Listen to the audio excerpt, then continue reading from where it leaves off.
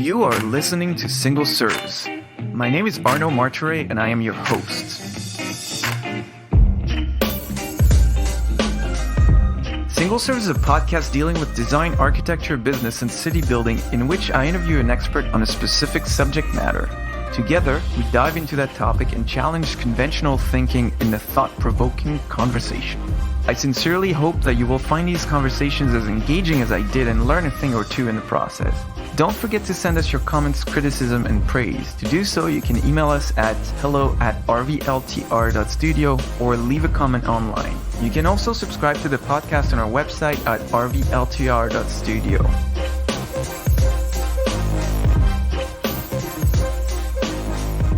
Jonathan Nodrick is the founder of Rollout, a custom wallpaper company. Jonathan started Rollout over 15 years ago with the vision to create a company where creativity could strive, a place where integrity and art could coexist with great design to make a viable commercial enterprise that would have the power to invigorate, inspire, and shake up established notions of wallpaper design in the commercial design industry. You may have encountered Rollout in one of the many projects where their wallpapers have been installed, or in one of the many installations they've created for the industry with illustrious partners like the Interior Design Show or Design Milk, among many others. Today, Jonathan and I will talk about making space for creativity, literally and figuratively. So thank you, John, for being on the show. It's a great pleasure to have you. Thanks for having me. So can you start by telling us who you are and what you do in 3 sentences or less? I tell people when they meet us at work for the first time that I cut the checks and I put out the fires. I would say I'm the creative vision for our company. There's a lot of visions that are creative together with us, but I'm the one driving forward, innovating in wallpaper design. Great. So how did Rollout come about? Came about in quite a while ago in Vancouver.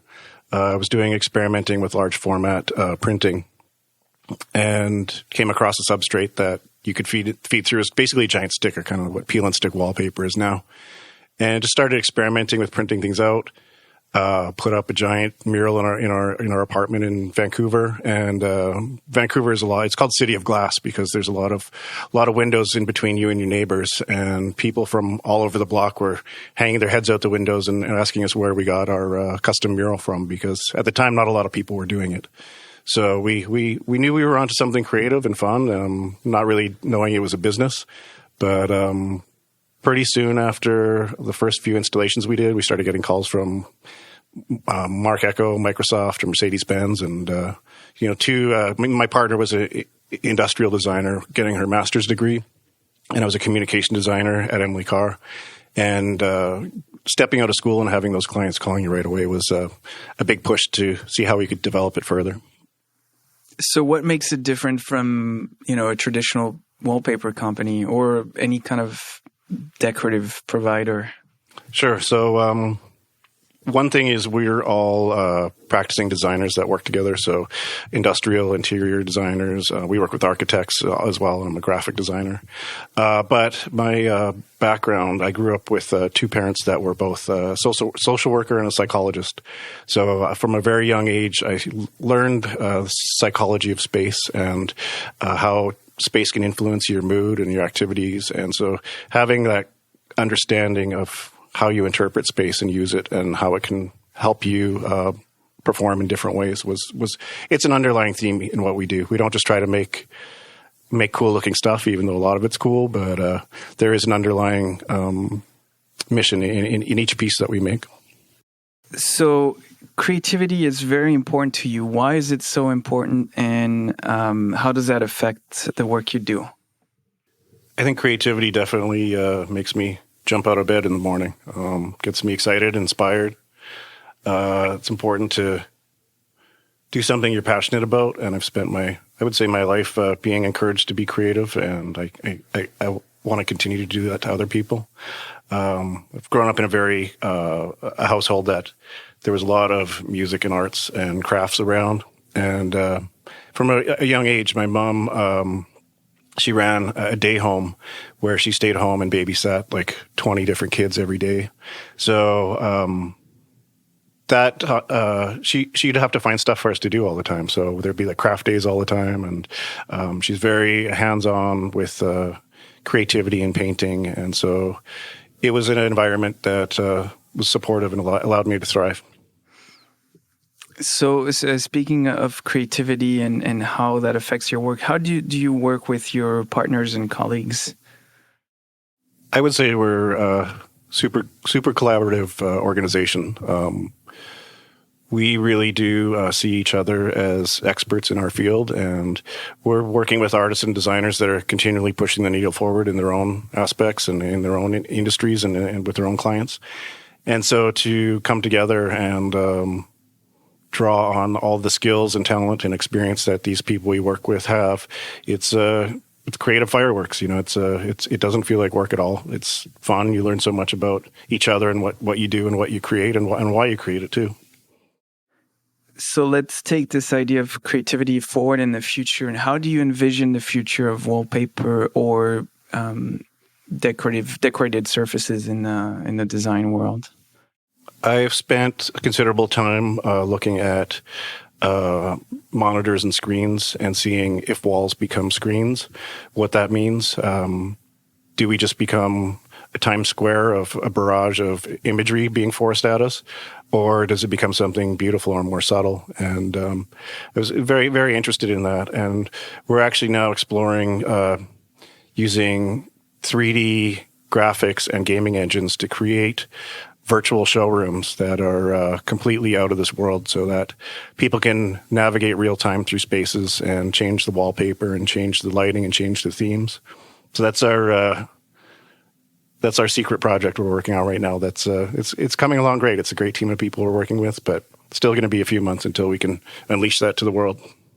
Well, I can't wait to see that in real life. So you just said that the future wallpaper and as it relates to the development of screen technology could be either a barrage of images and movies or different things, or more subtle. Where do you draw the line somewhere? Is there a difference between the two, and how would you say you can use that technology for positive effects versus just blasting people with images and commercial messages, more so than we're already seeing? I think it has to do with artistic integrity and curation. You have to have people who are willing to take those risks to slow things down and to make things more experiential rather than speeding things up to jam more messages down your throat. It's it's a very noticeable difference when you walk into somewhere where it's soothing and calm, and somebody's thought about the environment and how it could potentially change and interact with you over time. And it's an exciting place to be in, but it's definitely a new frontier where there's no real rules or limits. Well, that's an interesting development, I guess, to follow in the future. You've already touched on the future of wallpaper and screen technology. Are there any other projects you're working on that you're excited about, and maybe you can tell us a little bit about? Well, I think like one internal project is we're just moving our offices right now and setting up a new studio. And when we collaborate with clients and we tell them to take risks with us and to trust our vision and to actually have a space now where we can show them our last space, that's what we used as well, but it's a showcase of what your vision is and how you want to portray yourself to the world now and in the future. And so to have multiple rooms and spaces and surfaces that we can all curate together into one package of what Rollout is, it's an exciting time for us right now. So are there maybe one or two projects you can tell us about that people might have seen? Maybe some projects you're particularly proud of or that are particularly interesting? Okay, so we worked on Simon's department store, a few of them with a bunch of different architects and designers across Canada. And that was making multiple styles of murals and patterns for multiple areas in the store that all carried a variety of different brands targeting different people and different age groups. why I enjoyed working on that, though, is the Simons, the company, it really supports Canadian innovation and creativity and art. And so to be in an environment like that, that's one store is massive, but to be in a few of them across Canada and to be showcased in alongside a lot of the other Canadian art really made me feel like we were doing something good for the industry and good for our country here. And what kind of response did you get from that, people seeing that project? We went to some of the opening parties, and we would go with our crew, and just to have us as a team show up and to see all the different spaces we worked on in one environment was rewarding, because a lot of the time we're designing things on computer screens and printing out, small scale prototypes, but it's not seeing a full mural installed. And so when you go into an environment and there's 15 different murals you made, and you get a, high five the crew and remember all of the time and energy that you put into the project and what you've learned from it, it's a really rewarding experience. Well, hopefully you can send us a couple of pictures of that one, and we'll put them accompanying the podcast interview. So let's talk a little bit of stuff outside of work. What do you do for fun? There's the simplest one is cooking. I find being in a kitchen allows me to be creative, and I love food and I love to eat, so it's a win-win. I like to explore food. I think I'm pretty fearless in the kitchen. The new space that we're setting up, we're going to set up a really good, maybe not quite industrial kitchen, but something where we can experiment with food when we need to get away from the computer screens. So I'm excited about that. Mm-hmm. Plus, I also spend a lot of time. I live in a really unique building called the Argyle Lofts in Toronto, and it used to be a bread factory. But it's got so much history, a diverse history. I think it was built in 1907 or something like that. And it's got a lot of character, and there's a lot of characters that live in the building. And I spend a lot of time improving our building. As of today, we're replacing 5 floors of carpet in our building that, as a small creative crew that lives there, we took it upon ourselves to redesign the carpet and find the contractors to install it. And it's all based on Argyle as a theme, but it's not a direct interpretation of it. It's just kind of a loose guiding point. But it allows us as a building to become a community and to curate a building in a way that it's a theme that people walk in and they see it's special. We have a lot of social events that we have had along the way. We've done art crawls and pub crawls, and we even hang out in our laneway every Friday and just connect as a bunch of people who've had a week and they want to share the goods and the bads. And we sit out for a few hours. In the summertime, it's a lot more time. In the wintertime, it's pretty quick. But we'll have a drink in the laneway and catch up. And it's been a great way to stay sane during a pandemic. And so speaking of that, laneway kind of community you've built in the Friday parties, how did that come about?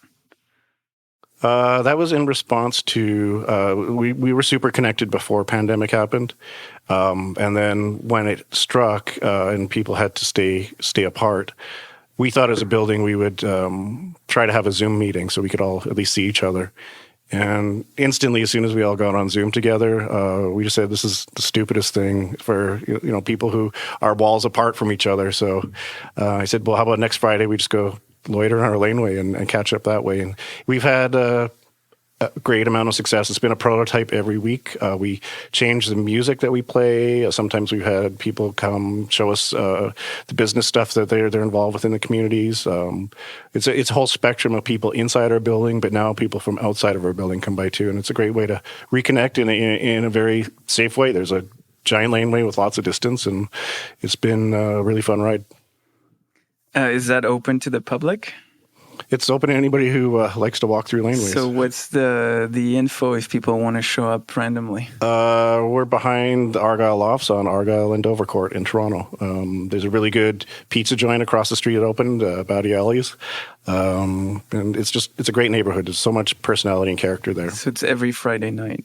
Yeah, we start at 7 p.m. And when it's a blizzard out, we'll come outside for quick glass of brandy and cheers each other. And then when it's summertime, we'll play movies in the backyard or in the laneway. And we've had DJs back there and bands play. So it's a mixed bag of fun. So you've lived in a number of different cities. At least I know of Toronto, Calgary, and Vancouver, and there's possibly a few more. What's your take on each of those, especially as it relates to creativity and arts and design? I've lived in Calgary, Vancouver, Toronto, and part-time in New York as well. And from Manitoba originally, my family. I find Toronto for me is just the right frequency. Like I mentioned, I really like food, so having all the options of things you can eat at any time of the day is great for me. Growing up in Calgary most of my life, I found that weather really brings people together. They've got a lot of snow a lot of the time, and so that brings people into the restaurants and clubs and houses, and so it's a really good social sharing community. But something like Vancouver, where it's beautiful West Coast, a lot more people are outside doing activities that I think aren't so. The kayaking isn't something you can do with 50 people, right? Well, you can, but I think it's just a different experience. And so, bouncing around between all those places, I think Toronto's the right frequency, like I said, where you can have good balance in your the food you eat, the experiences you have, the people you know. Mm-hmm. And I think for me, that's why I'm here. It's a creative city, and it just makes sense. What's the ideal art factory? That's back to the building that I live in. So that's just the name that we called ourselves. So when I moved into the building, they were rotating pieces of art on the front foyer every once in a while, and I got involved with them, and pretty soon we were doing bigger and better things, and really learning about each other, learning about the history of the building, learning about the neighborhood. I find when I move into buildings that a lot of the times the neighbors don't really say hi to each other or talk to each other, but by the time I leave, a lot of people know each other, and there's a lot of friends. And so, speaking of that particular building that you've been living at for a while, why do you think it's so unique in terms of the collection of characters that live there? And I've been to some of those laneway parties, and I've seen the kind of people who live there, and they're literally from all walks of life, all kinds of professions, and they all get along in an amazing way. What do you think? I mean, I'm sure you have a big part to play in that because you're a bit of a social glue in general, but what makes this building particularly unique in that sense? And that's something I'm still very curious about, because I can't really pinpoint the reason for it.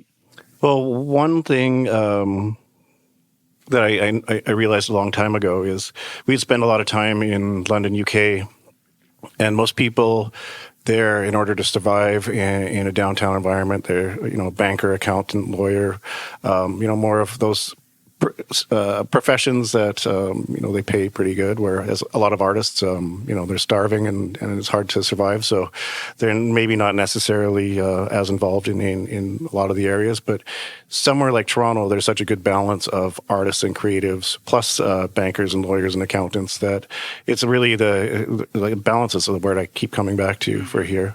And part of it too is the neighbors want to have to be engaged and involved. And, it's cool. Like, there's a spectrum of people, and a lot of people don't want to be engaged and they would just want to do their thing. But there's other people in our building who say, we don't necessarily come out and visit during a laneway on Friday, but we appreciate the work you're doing and we do notice it. And so just because they're not engaged in front of you doesn't mean that they're not appreciative and taking part in things. And I think part of why that's happened is, like I mentioned before, my mom babysat like 20 kids. So any given day, there was a mix of various personalities. And I had to learn at a very young age how to navigate relationships and how to see the positive in all the people. And I was more of a fixer than a troublemaker, because I knew my mom had her hands full. And so I wasn't there to give her more trouble, even though I'm sure I gave her my fair share.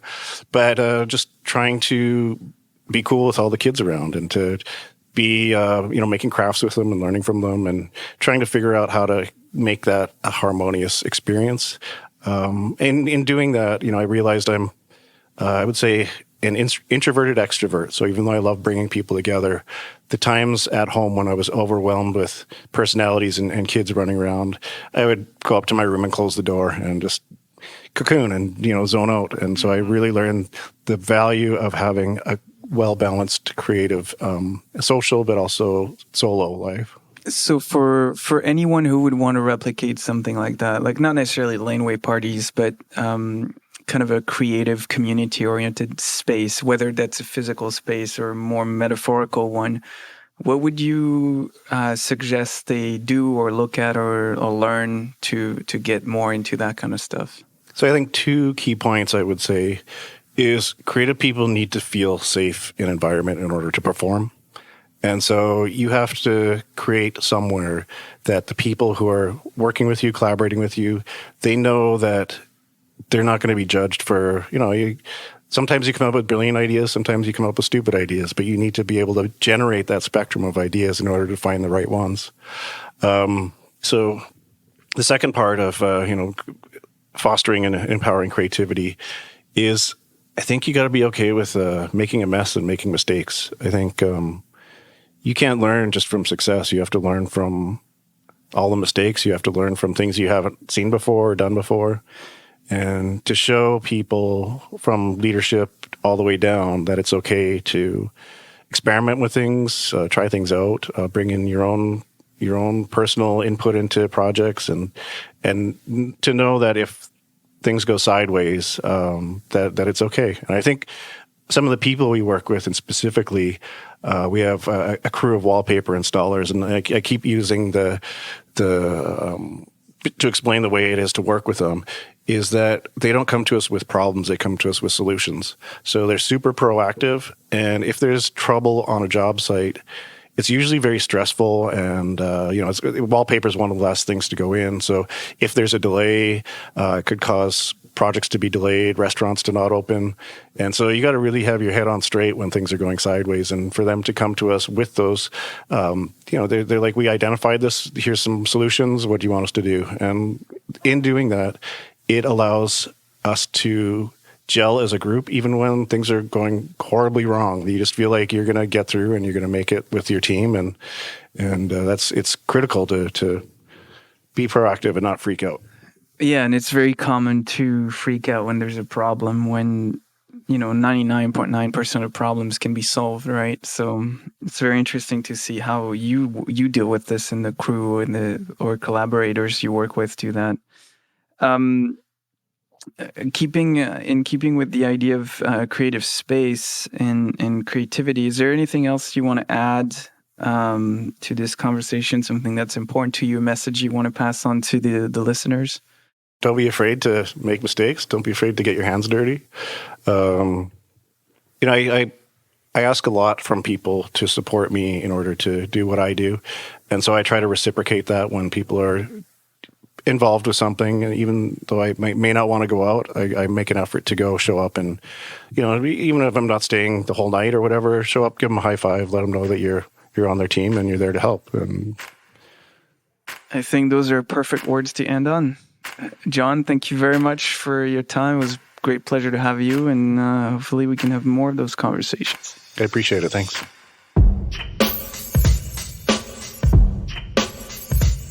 Hey, Arno here. I hope you've enjoyed this episode and that you'll come back for more. Please share with your friends and colleagues, and remember to subscribe on our website at rvltr.studio. Until next time, ciao.